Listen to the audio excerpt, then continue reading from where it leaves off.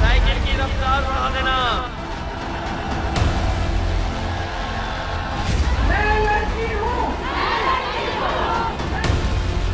चुनाव से ज्यादा लोगों की जिंदगियां सबसे अहम है।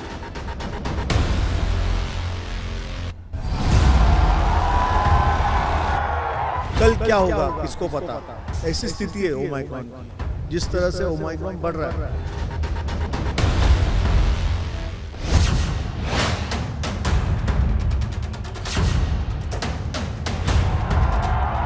चुनाव किसी की जिंदगी से बड़ा नहीं है।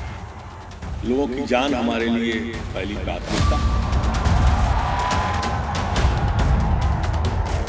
सादा चुनाव सही पड़ेगा, भीड़ भाड़ न लगे, तब इलेक्शन हो तो ठीक है।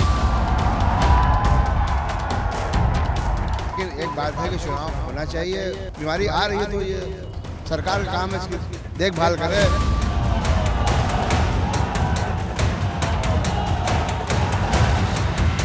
ये बहुत दुर्भाग्यपूर्ण बात है कि उच्च न्यायालय जैसी महत्वपूर्ण संस्थाओं में बैठे हुए लोग अब इस तरह के फैसले, अनवांटेड फैसले देने लगे।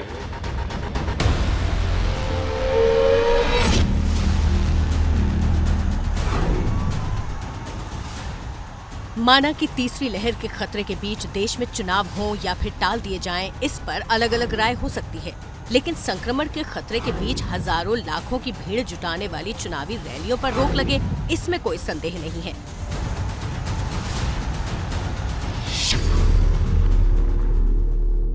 लोगों के लिए ऊपर तो पाबंदी कर दे रहे हैं। रैली भी अपना थोड़ा कंट्रोल में करने चाहिए कि अगर सब चीज़ देख रहे हैं तो उनको रैली का भी थोड़ा इंतजाम करना चाहिए। मैं चाहती हूँ कि रैली वैली कम हो जाए, ताकि ये जो कोरोना का दहशत फैला रखी है कोरोना, तो हर जगह रोके ना। अपना जहाँ मतलब होता है वहाँ कोरोना गायब कर देते हैं। जहाँ पे चुनाव आ रहा है तो अब सब कुछ कर रहे हैं, घूम रहे हैं, रैली निकाल रहे हैं।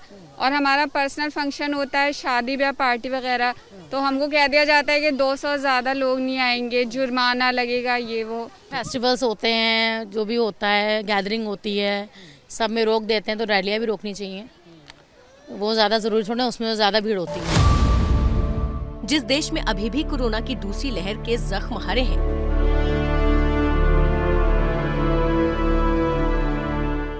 जिस हिंदुस्तान में न जाने कितने घर कोरोना ने उजाड़ दिए,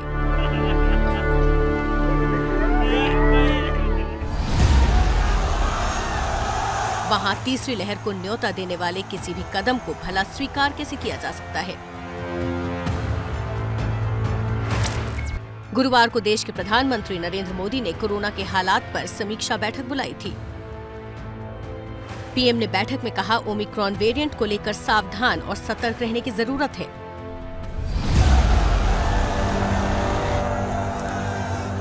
सवाल यह है कि ऐसी चुनावी रैलियां करके क्या सावधान और सतर्क रहा जा सकता है? दिल्ली से लेकर उत्तर प्रदेश की योगी सरकार तक हर कोई ये मान रहा है कि ओमिक्रॉन का खतरा हर दिन बढ़ रहा है और इसीलिए अब सरकारें कोरोना संक्रमण को रोकने के लिए दिशा निर्देश जारी कर रही हैं। दिल्ली सरकार ने पहले नए साल के जश्न पर रोक लगाई और अब तो मास्क न लगाने पर चालान कटना भी शुरू हो गया है। लेकिन सबसे ज्यादा चर्चा उत्तर प्रदेश सरकार के फैसले की हो रही है। 25 दिसंबर से यूपी में नाइट कर्फ्यू लागू कर दिया गया है। रात 11 बजे से सुबह 5 बजे तक कर्फ्यू लगेगा। शादी, मुंडन, अंतिम संस्कार जैसे सार्वजनिक आयोजनों में कोविड प्रोटोकॉल के तहत 200 से ज्यादा लोग शामिल नहीं हो सकते। यूपी सरकार के इस फैसले पर एबीपी न्यूज संवाददाता संजय त्रिपाठी ने लखनऊ में महिलाओं से बात की तो सबने एक सुर में यही कहा कि कोरोना क्या रात में निकलता है। मुझे तो लगता है कि कोरोना एक शहंशाह हो रहा है जो रात के अंधेरों में निकलता है, सुबह होते ही वो चला जाता है। जी, रैलियों में तो हम देखते हैं हजारों लाखों की तादाद में लोग होते हैं। इनके लिए नाइट कर्फ्यू ना इनके घर का हो गया है, जब मर्जी आती है खोल देते हैं, जब मर्जी आती है लगा देते हैं। महिलाएं सवाल तो बहुत जायज पूछ रही हैं कि जनता के कार्यक्रम में 200 से ज्यादा जुटे तो कोरोना का खतरा, लेकिन नेता की रैली में 20,000 भी जमा हो जाएं तो कोई नियम लागू नहीं होता। और सिर्फ आम लोग ही नहीं, देश के डॉक्टर भी यही राय रखते हैं। Cancer surgeon doctor Anshuman night curfew वाले फैसले को वास्तविक स्थिति का मजाक बता रहे हैं। कि नाइट कर्फ्यू में मतलब क्या कोरोना रात में तैयार होकर 11 बजे के बाद निकलता है सैर करने के लिए, सुबह 5 बजे अपने घर पे सो जाता है? क्या रैलियों में ये नियम नहीं लगना चाहिए? भाई कोरोना वायरस है, सिंगल स्टैंड आने, उसके पास दिमाग नहीं है, उसको ह्यूमन डीएनए चाहिए। कहीं भी इंसान मिलेगा उसको फैलना है।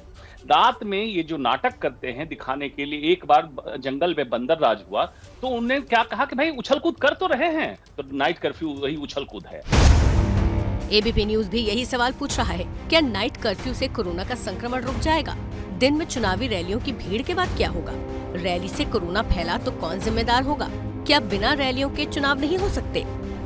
ये सवाल इलाहाबाद हाई कोर्ट की उस टिप्पणी के बाद पूरे देश में पूछा जाने लगा है। इलाहाबाद हाई कोर्ट में जस्टिस शेखर कुमार यादव ने एक मामले की सुनवाई करते हुए कहा, प्रधानमंत्री और चुनाव आयुक्त चुनावी रैलियों को रोकने के लिए कड़े कदम उठाएं। राजनीतिक पार्टियां टीवी और समाचार पत्र के जरिए प्रचार करें। प्रधानमंत्री चुनाव टालने पर भी विचार करें, क्योंकि जान है तो जहान है। हाईकोर्ट ने कोरोना के खतरे पर जो कहा वो तो ठीक है, लेकिन कोर्ट की टिप्पणी पर समाजवादी पार्टी के नेता रामगोपाल यादव ने जो कहा वो बिल्कुल ठीक नहीं है। किसी ने मांग तो की नहीं थी उनसे इस बात की। सर्वोच्च ने मेरी मांग है कि सर्वोच्च न्यायालय इस पर स्वयं सुओ मोटो नोटिस ले और इस तरह के डायरेक्शन देने वाले लोगों के खिलाफ प्रॉपर जो एक्शन होना चाहिए वो सुप्रीम कोर्ट के अधिकार क्षेत्र में है। सुप्रीम कोर्ट को ये काम करना चाहिए। मेरा अनुरोध आपके माध्यम से सुप्रीम कोर्ट से भी। ओमिक्रॉन बहुत ज़्यादा डेंजरस चीज़ नहीं है। दूसरी बात है, प्रधानमंत्री मोदी जी ने ये कहा कि सावधान भी सतर्क विकल्प। वो तो सावधान सतर्क तो हमेशा रहना चाहिए, तो कोरोना खत्म न हो। Omicron is not a point for that. Ramgopal Yadav कह रहे हैं कि ओमिक्रॉन कोई बड़ा खतरा नहीं है, वो भी तब जब देश में ओमिक्रॉन के 358 से ज्यादा मामले आ चुके हैं। देश के 17 राज्यों तक पैर पसार चुका है नया वेरिएंट। आईआईटी कानपुर ने मार्च के पहले हफ्ते में तीसरी लहर का दावा किया है और एक दिन में कोरोना के 1,80,000 मामले आने का अनुमान जताया है। 1,80,000 का मतलब समझ रहे हैं आप? ये अनुमान अभी की स्थिति के हिसाब से लगाया गया है। रैलियां बढ़ी और चुनाव परवान पर रहा तो स्थिति भयावह हो जाएगी, क्योंकि हमारे देश में रैलियों में जुटने वाली भीड़ न तो चेहरे पर मास्क लगाती है और न ही सोशल डिस्टेंसिंग का पालन करती है। आज अयोध्या में यूपी के सीएम योगी आदित्यनाथ का कार्यक्रम था और कार्यक्रम में शामिल लोग लापरवाही की मिसाल पेश करते दिखे। संवाददाता ज्ञानेंद्र ने जब लोगों से उनके लापता मास्क का पता पूछा तो दलीलें ऐसी कि वकील फेल हो जाएं। किस डिपार्टमेंट से हैं आप? Homeopathic department. चिकित्सा राष्ट्रीय doctor homeopathic medical college Ayodhya. इनको कहिए मास्क लगाएं। बिल्कुल मास्क रखा हुआ है, मास्क रखा हुआ है। मेयर साहब ये कह रहे हैं भीड़ तो बहुत आ रही है। भीड़ तो आ ही रही है जी। मास्क क्यों नहीं लगाएं? मास्क ये इंजेक्शन सबको लग चुका है, मास्क भी हम लोग परमानेंट लगाते हैं, भोजन पे दे इसलिए। जिलाध्यक्ष महोदय, जिलाध्यक्ष जी आपने भी मास्क नीचे कर रखा है। चलिए लगा ले रहा हूँ। योगी जी कह रहे हैं 2 गज की दूरी, मास्क है जरूरी। बिल्कुल लगा तो है। अब लगाए। जो खतरा मंडरा रहा है, जो खतरा देश में मंडरा रहा है, उसको लेकर सावधानी नहीं दिख रही है। चाहे नेता हो, मंत्री हो, विधायक हो, वो मंच से भाषण तो देते हैं, लेकिन कुछ जिम्मेदार लोगों को छोड़ दें तो लोग ये भी नहीं कहते हैं कि बिना मास्क लगाए आप हमें मत सुनिए। और ये सबसे बड़ा खतरा है उत्तर प्रदेश 2022 के विधानसभा चुनाव में। कैसे रोकेंगे, कैसे रुकेंगे और कैसे इससे सावधानी बरतेंगे। ये हाल तब है जब बार बार ये बताया और समझाया जा रहा है कि ओमिक्रॉन वेरिएंट वैक्सीन की दोनों डोजेज और बूस्टर के बावजूद संक्रमित कर रहा है और जानलेवा भी हो चुका है। डॉक्टरों की चिंता ये है कि देश में डेल्टा वेरिएंट मौजूद है और अब ओमिक्रॉन भी आ चुका है। अगर दोनों वायरस ने म्यूटेंट किया तो खतरा बहुत बड़ा हो सकता है। ओमिक्रॉन जिस रफ्तार से बढ़ रहा है, खास करके अभी पेंडेमिक का डेल्टा हमारे पास मौजूद है। हमारी चिंता ये है कि कहीं ऐसा ना हो दोनों का हाइब्रिडाइजेशन हो जाए और मुसीबत बहुत बड़ी हो जाए। मुझे समझ नहीं आता है कितनी शॉर्ट टर्म मेमोरी ये नेताओं की, लॉ मेकर की कैसे हो सकती है। सेकेंड वेव की अभी हताहत से हम लोग उबरे नहीं हैं और इस तरह का निमंत्रण दे रहे हैं, बिल्कुल बुला रहे हैं कि आइए और लोगों को परेशान कीजिए। ये बहुत डरावना है, बहुत डरावना है। ये जरूरी है देखना कि ओमिक्रॉन और डेल्टा में क्या डिफरेंस है, क्योंकि सबसे पहली बात जो है वो हमें ये समझना पड़ेगा कि ये वेरिएंट किस तरीके का वेरिएंट है। ओमिक्रॉन जो है एक सुपर फास्ट ट्रांसमिसिबल वेरिएंट है, जिसकी जो सिवियरिटी है वो डेल्टा से कम है, और डेल्टा जो था वो फास्ट ट्रांसमिसिबल था, जिसकी जो सिवियरिटी थी वो ओमिक्रॉन से ज्यादा थी। तो जब आप एक ऐसी सिचुएशन में आते हैं कि आपके देश में दोनों वेरिएंट्स साथ में पॉपुलेशन में फैल रहे हैं, ओमिक्रॉन भी है और डेल्टा भी है, तो एक बहुत बड़ी समस्या पैदा हो सकती है कि वो दोनों वेरिएंट्स ज्वाइन करके एक नया वेरिएंट बना दें, जिसकी ओमिक्रॉन की ट्रांसमिसिबिलिटी हो और डेल्टा की सिवियरिटी हो, और वो एक ट्रूली नाइटमेयर सिनेरियो होगा मेरे हिसाब से। तो अब करना क्या है? क्या 5 राज्यों में चुनाव टाल देने चाहिए? हम ऐसा नहीं कहते, क्योंकि लोकतंत्र में चुनाव को टालना सही नहीं है। एबीपी न्यूज की मुहिम है कि चुनावी रैलियों पर पाबंदी लगे ताकि जिंदगी बची रहे। नेता सवाल करेंगे कि जब हम प्रचार नहीं करेंगे तो फिर वोट कैसे जुटाएंगे? तो प्रचार कीजिए, लेकिन प्रचार करने का तरीका बदलकर, क्योंकि हमें अब कोरोना के साथ ही जीना है। वैज्ञानिक बार बार कह रहे हैं कि कोरोना आएगा और बार बार रूप बदल कर आएगा। ऐसे में हम कब तक चुनाव टालते रहेंगे? तो चुनाव टालना नहीं, बल्कि प्रचार का तरीका ही उपाय है। अगर चुनाव की बात है तो हमारा मानना है कि चुनाव टाइम से ही होना चाहिए, क्योंकि जो विकास की धारा बह रही है वो लगातार बहती रहे। अगर ये नहीं होगा तो उसमें दिक्कतें आ सकती है, इसलिए चुनाव टाइम से ही होना चाहिए। सही है, सही पड़ेगा। सादा चुनाव सही पड़ेगा, भीड़ भाड़ न लगे, तब इलेक्शन हो तो ठीक है। और हाईकोर्ट की बात सर आंखों पे। आम जनता भी यही राय रखती है और बिना भीड़ भाड़ वाले प्रचार के चुनाव होना कोई असंभव बात नहीं है। दक्षिण कोरिया ने ऐसा करके दिखाया है।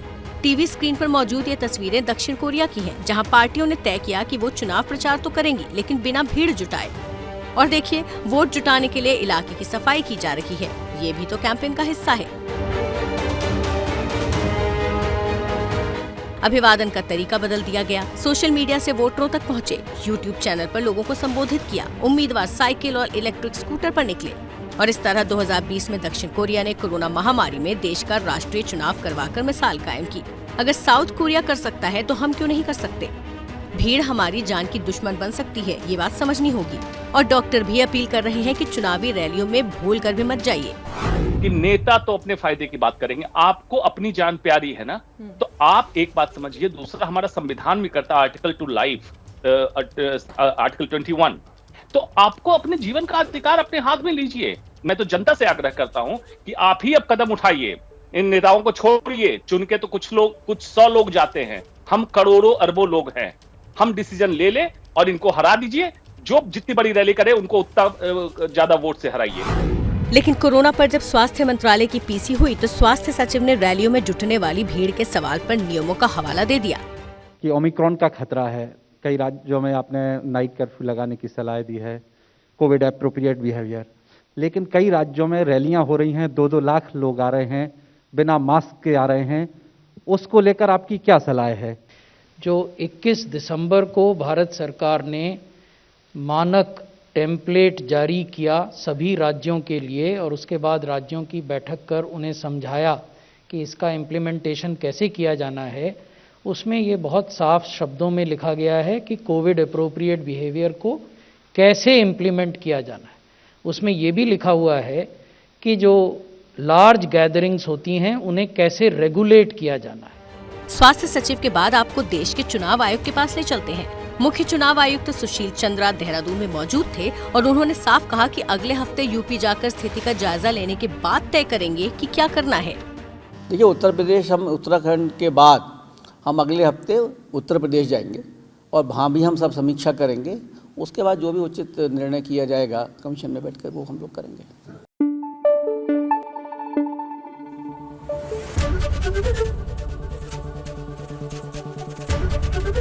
एबीपी न्यूज़ आपको रखे आगे।